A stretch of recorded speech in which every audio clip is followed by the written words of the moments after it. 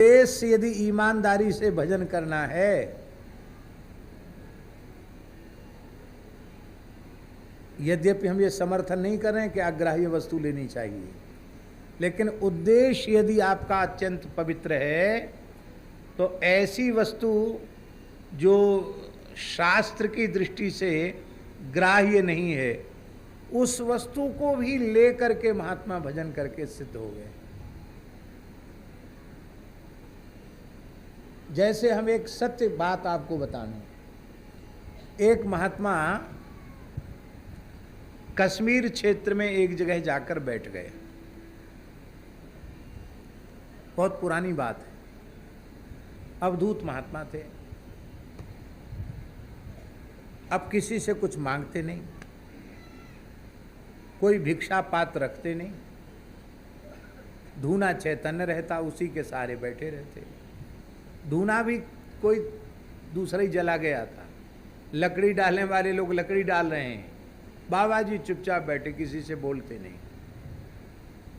आसपास लोग खेती करते थे, तो खेती करते वो क्या करते, वो अपनी खेत से प्याज निकालते,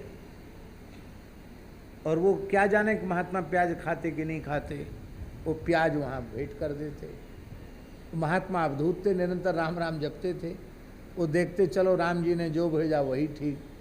तो उस प्याज को, आप इस कथा को सुन के आप लोग ऐसा मत करने लग जाना, हाँ, उस प्याज को वो धूना में भून लेते और भून करके एक दो खा लेते और भजन करते। भजन करते करते वे सिद्ध हो गए। आज भी उनकी कश्मीर क्षेत्र में समाधि है, उस पर लोग दर्शन करते हैं और लोगों ने परंपरा बना रखी, आज भी लोग वहाँ प्याज चढ़ाते हैं।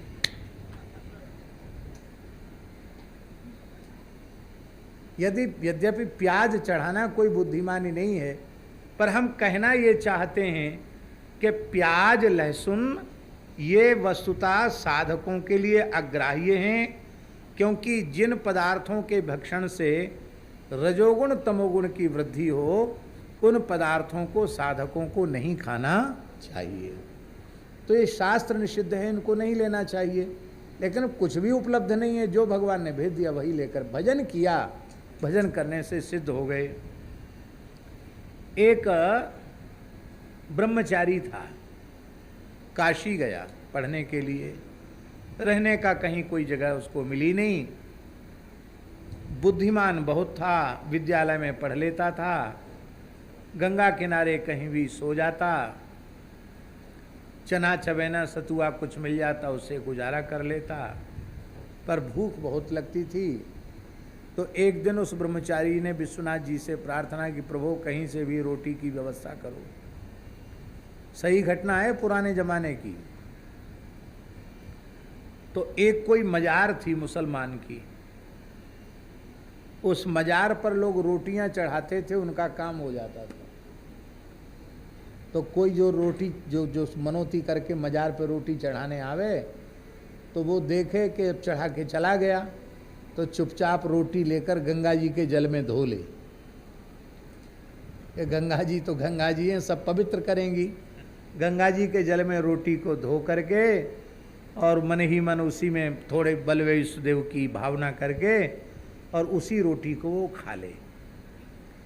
खा करके वो महान पंडित हो गया, कई शास्त्रों का मर्मज्ञ चूड़ांत विद्वान हो गया। और ये रहस्य की बात थी कि बनाने खाने से छुट्टी मिल गई, रोटियां वहीं से मिल जाती थी, खा लेता था। अब पढ़ लिखने के बाद समावर्तन का समय आया, समावर्तन संस्कार का समय, तो बड़े समारोह पूर्वक उसका विद्यालय में समावर्तन संस्कार कराया गया। गुरुजी ने खूब उसको आशीर्वाद दिया, बोला अब तुम घर जाओ, गृहस्थाश्रम में प्रवेश करो, वैदिक धर्म का प्रचार प्रसार करो। तो जाने लग गया, मन में सोचा आज तो हम कुछ खाए ही नहीं, चलें आज भी भूखे क्यों जाएं, काशी से कुछ खा के जाएं। तो फिर गया वहीं मजार पर, तो वहाँ रोटियाँ मिल गईं। तो फिर रोटियों को लिया, गंगा जी में धोया, और धोकर जैसे ही खाना चाहता था, उसी समय आकाशवाणी हुई, हे ब्रह्मचारी, इस अन्न को ग्रहण करते ही तुम ब्रह्मत्व से च्युत हो जाओगे। तुम्हारे लिए यह अन्न अग्राह्य है।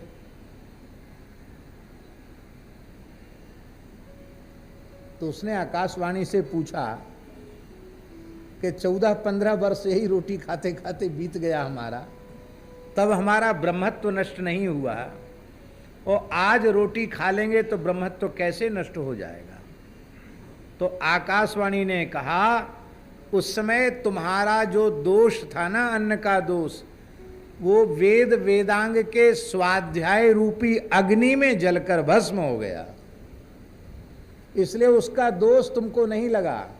किंतु अब तुम्हारी शिक्षा पूर्ण हो चुकी है, अब तुम समावर्तन संस्कार पूर्वक घर जा रहे हो, अब शास्त्र मर्यादा का अतिक्रमण करोगे तो उसका दोष तुमको लगेगा। तो महाराज जी कहते थे वह फिर भूखा ही अपने घर को वहां से गया।